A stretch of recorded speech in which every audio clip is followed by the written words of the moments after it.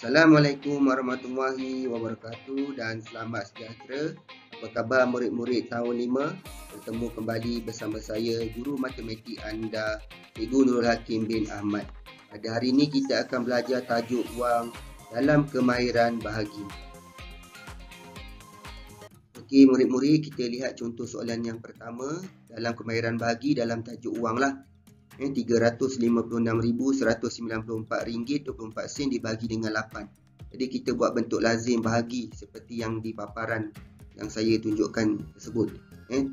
Okey, bentuk lazim bahagi ni tidak sama sekali dengan bentuk lazim tambah, tolak atau darab. Jadi tak sama, beza. Sangat berbeza.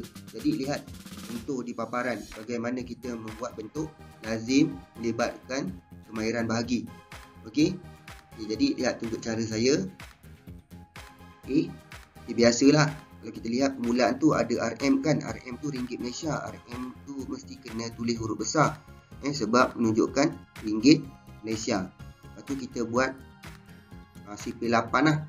CP8 di mana kita belajar tajuk darab, kita buat kaedah SO lah.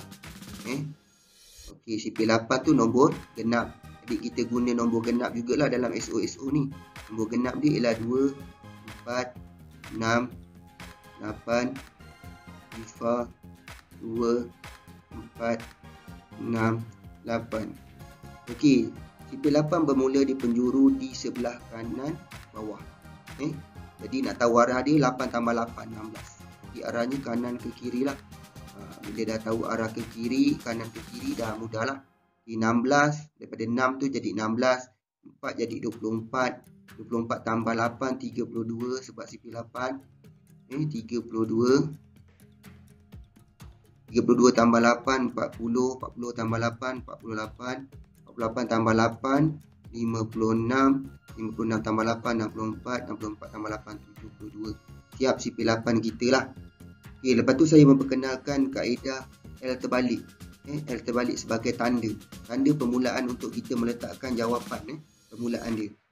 Okey, kita fikirkan di dalam kotak fikiran kita sebagai contoh 3 bungkus nasi lemak nak dibagi kepada 8 orang, cukup tak bila kita tanda dekat nombor 3 tu? Tentulah tak cukup kan sebab 3 sikit kan.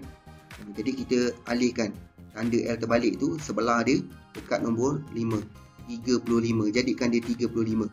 35 bungkus nasi lemak nak dibagi pada 8 orang, cukup tak? Ya, cukup. Sebab dah melebihi daripada 8 kan. Berapa dapat seorang nanti kita tahu macam mana kita nak selesaikan. Okey. Jadi apa fungsi juga L terbalik ni? L terbalik ni fungsinya ialah untuk kita menentukan permulaan jawapan. Jadi permulaan dia atas nombor 5 lah. Lepas tu diikuti nombor 6. Nombor 6, nombor 1, 9, atau nombor 4, atau nombor 2, atau nombor 4. Jadi dia tak akan silap lah untuk kita meletakkan permulaan jawapan. Kadang-kadang murid terletak atas nombor 3 kan, atas nombor 6 sebelah 5 tu. Jadi tak tentu kan. Jadi bila ada tanda L terbalik tu, dia mudah sebagai pembimbing kita lah untuk meletakkan permulaan jawapan. Jadi kita dah cakap tadi, kita tentukan L terbalik dan kita cari 35 lah dalam CP8. 35 ni tak ada, jangan bimbang lah kalau tak ada. Tak ada, konsep dia mudah saja. Dengar baik-baik apa yang saya cakap. Cari yang paling hampir dan boleh ditolak. Kalau tak ada kan 35 dalam sifir ataupun tak kisahlah nombor apa pun yang perlu kita cari dalam sifir tertentu, kita ambil mudah saja, cari yang paling hampir dan boleh ditolak. Jadi kalau 35 ni tak ada, kita yang ada dekat sifir 8 ni ialah 32.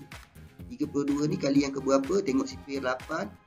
8 ni bermula macam biasalah, sifir ni permulaannya daripada nombor kecil, dia meningkat kepada nombor yang besar kan.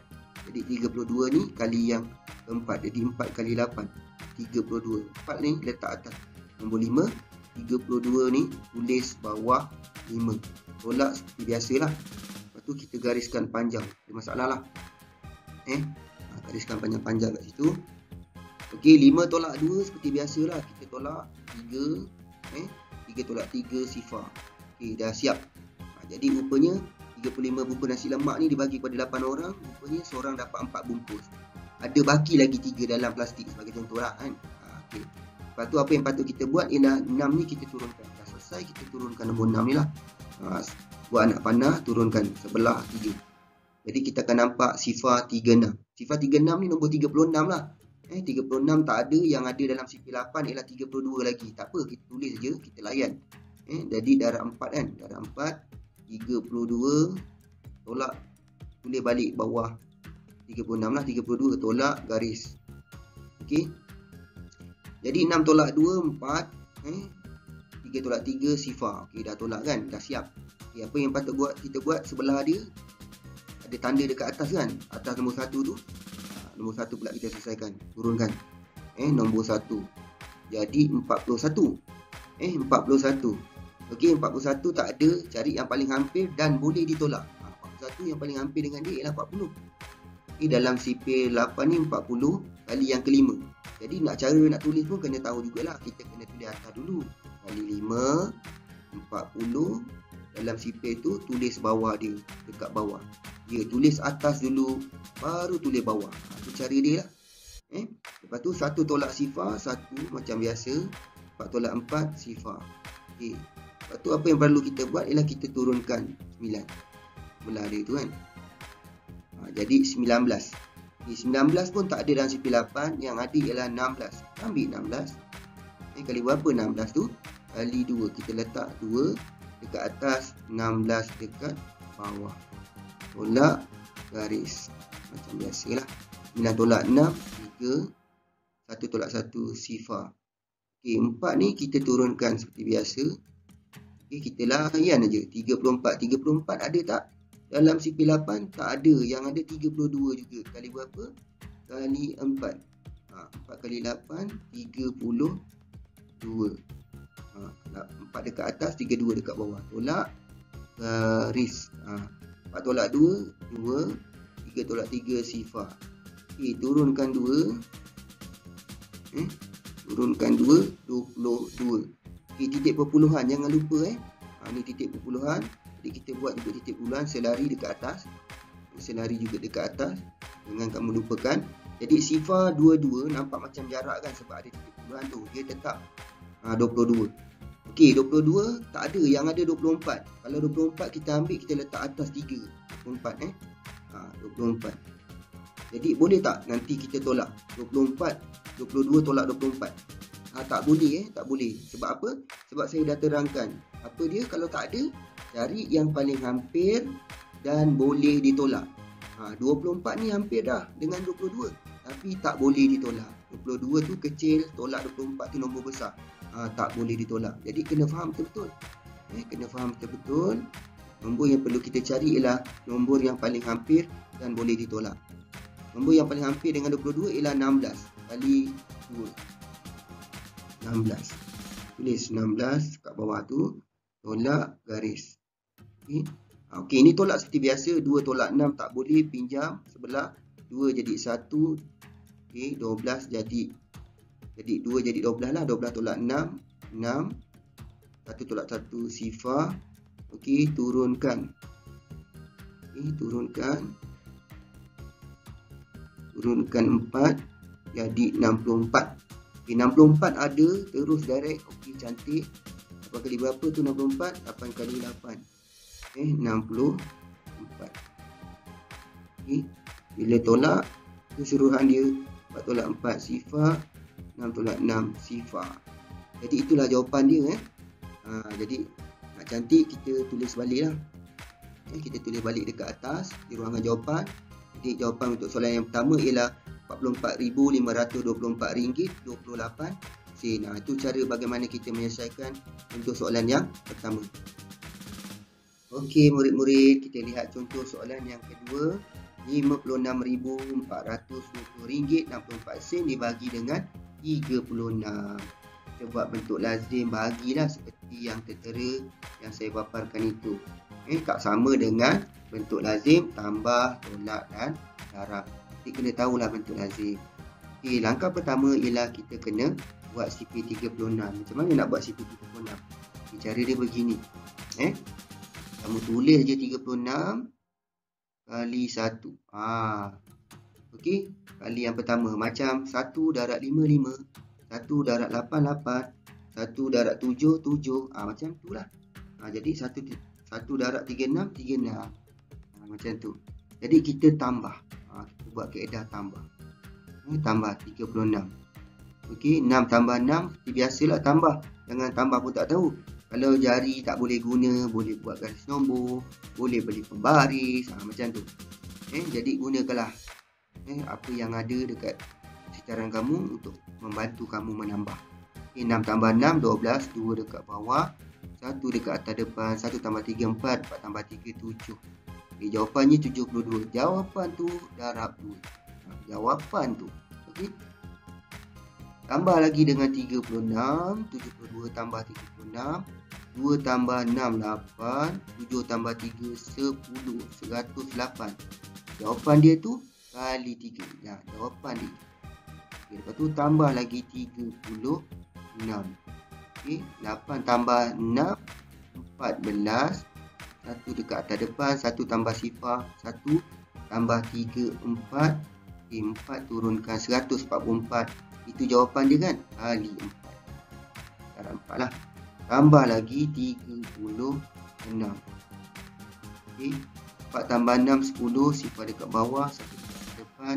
1 tambah 4, 5. 5 tambah 3, 8. 1 turunkan 180. Kali 5. Okay. Tambah lagi 36. Sifar tambah 6, 6. 8 tambah 3, 11. Letak 1 atas depan, 1 tambah 1, 2. 216 jawapan dia kan? Kali 6. Lepas tu tambah lagi 36. 6 tambah 6, 12. Atas depan, 1 tambah 1, 2. 2 tambah 3, 5. Ni 2 turunkan. Jawapan dia 252 kali yang ke-7. Siap sipir 2 digit kita 36. Okey, ada cara yang kedua macam mana kita nak buat sifar 36. Okey, kita buat 3. Lepas tu kita gariskan, kita darab dengan 6. Kita panjangkan garisan dia ke bawah. Ini pun panjangkan garisan ke bawah lah. Ini untuk murid yang boleh menghafal sifar lah. Ini sesuai untuk murid yang boleh menghafal sifar. 1 darab 3, 3. Sifar 3 kiri kanan palang. 2 kali 3, 6. Kiri kanan palang. 3 kali 3, 9. Sifar 9 kiri kanan palang. 4 kali 3, 12. Kiri kanan palang. 5 kali 3, 15. Kiri kanan palang. 6 kali 3, 18. Kiri kanan palang. 7 kali 3, 21. Kiri kanan palang. Sama juga dengan sifar 6. Bagi murid yang boleh menghafal sifar 6. 1 kali 6, 6 sifar 6. Okey. Lepas tu 2 kali 6, 12. 3 kali 6, 18. 4 kali 6, 24. 5 kali 6, 30. 6 kali 6, 36. 7 kali 6, 42. Jadi kita selesaikan. Kita tambahkan ruangan di tengah-tengah. Kita kena tambah. Okay.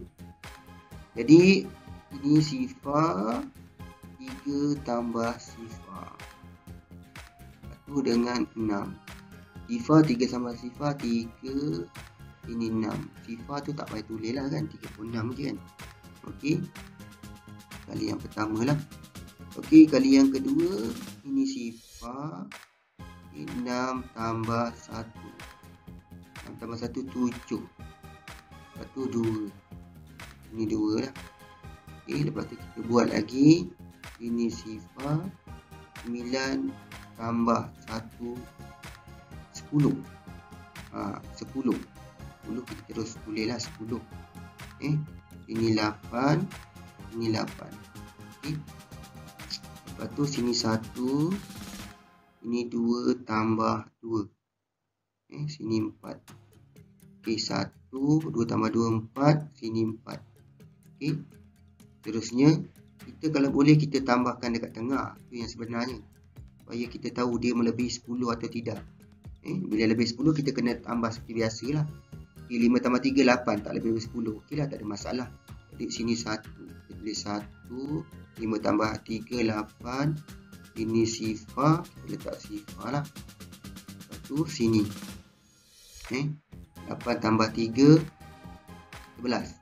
11. Satu dekat tengah, satu dekat sebelah. Jadi kalau tambahkan 1 tambah 1, 2. 2, 1, 6. 2, 1, 6. 6. Lepas tu sini sama juga, tambahkan 1 tambah 4, 5. Okey, tak lebih dari 10. Okey lah, senang. 2. Jadi 2, 1 tambah 4, 5. Ini pun 2. 252. Okey, siap CP36 kita. Sama dengan sebelah yang kita buat operasi tambah. Lepas tu kita buat bentuk lazim lah, RM huruf besar seperti biasa, dan kita menggunakan kaedah L terbalik. L terbalik macam tu lah, L terbalik kan. L terbalik boleh tak 5 dibahagi dengan 36, 5 bungkus nasi lemak nak dibagi 36, kecil kan. 5 tu tak boleh, tak cukup. Jadi L terbalik bukan dekat nombor 5 tapi dekat nombor 6. Jadi 56 bungkus nasi lemak nak dibagi 36 boleh, sebab 56 ni besar. Jadi L terbalik tu kita letak jawapan dekat atas nombor 6, atas nombor 4, atas nombor 2, atas nombor sifar, atas nombor 6, atas nombor 4. Cari 56 dalam CP36. Okey, tak ada, yang ada 36 kali 1 lah. 36 kali 1. 1 letak dekat atas, 36 letak dekat bawah. Tolak garis. 6 tolak 6 sifar, 5 tolak 3 2. Okey, siap. Turun pula 4. 204. 204 tak ada, yang ada 180. 216 ni tak boleh ambil. Kalau kita try ambil sebagai contoh 216, sebagai contoh lah kita ambil juga. Boleh tak 204 tolak 216? Tak boleh, sebab 204 ni nombor kecil, tolak 216 nombor besar. Kan saya dah cakap, cari nombor yang paling hampir dan boleh ditolak. Dan boleh ditolak. Dah hampir, lepas tu dan boleh ditolak. 204 tak boleh, kalau 6 tak boleh, kita ambil nombor 5 lah kan. 180 kali 5. 180 kat sini jugalah, kali 5. Jadi kita tulis dekat atas kali 5, 180. Tolak garis. 4 tolak sifar 4. Ni tolak seperti biasalah. Sifar tolak 8 tak boleh, pinjam sebelah jadi 1. Sini jadi 10. 10 tolak 8 2. 1 tolak 1 sifar. Okey, turun 2. 242. Okey, 242 ada tak? Okey, tak ada. Yang ada yang paling hampir dan boleh ditolak 216 kali 6. 216 kali 6. Kenapa tak boleh ambil kali 7 cikgu? 252. Mana boleh, 242 ni nombor kecil. Tolak 252 tu nombor besar. Jadi tak boleh. Jadi cari yang boleh. Kali 6 216. Tolak garis. 2 tolak 6 tak boleh, pinjam jadi sebelah. 4 tolak 1 jadi 3, sini 12. 12 tolak 6 6. 3 tolak 1 2. 2 tolak 2 sifar. Okey, turunkan sifar. 220. 260, sorry. 260 tak ada, yang ada kali 7. 252. Itu yang paling hampir dan boleh ditolak. Kali 7 252. Okey, tolak garis. Sifar tolak 2 tak boleh, pinjam sebelah jadi 5. Ini 10. 10 tolak 2 8. 5 tolak 5 sifar. 2 tolak 2 sifar. Lepas tu turunkan 6. 86. Titik perpuluhan kita buat selari yang biasa. Dari 86. 86 tak ada, yang ada 72. Kali 2. 72 kali 2. Kali 2 72. Tolak garis. 6 tolak 2 4. 8 tolak 7 1. Turunkan 4. 144. 144 ada tak? Ada. Kali 4. 144 ada. Kali yang keempat. Jadi kita tulis 4 dekat atas, 144 dekat bawah. Tulis atas dulu, lepas tu tulis bawah. 4 tolak 4 sifar, 4 tolak 4 sifar, 1 tolak 1 sifar. Jadi tak ada baki lah, dalam tajuk uang pun mana ada baki. Okey, jadi itulah cara kita menyelesaikan soalan yang kedua. Jadi jawapan kita tulis balik. Jadi jawapan dia ialah RM1,567.24. Itulah cara bagaimana kita menyelesaikan untuk soalan yang kedua. Okey murid-murid, itu saja pembelajaran kita pada hari ini. Sekian, terima kasih. Semoga kita berjumpa lagi. Assalamualaikum warahmatullahi wabarakatuh.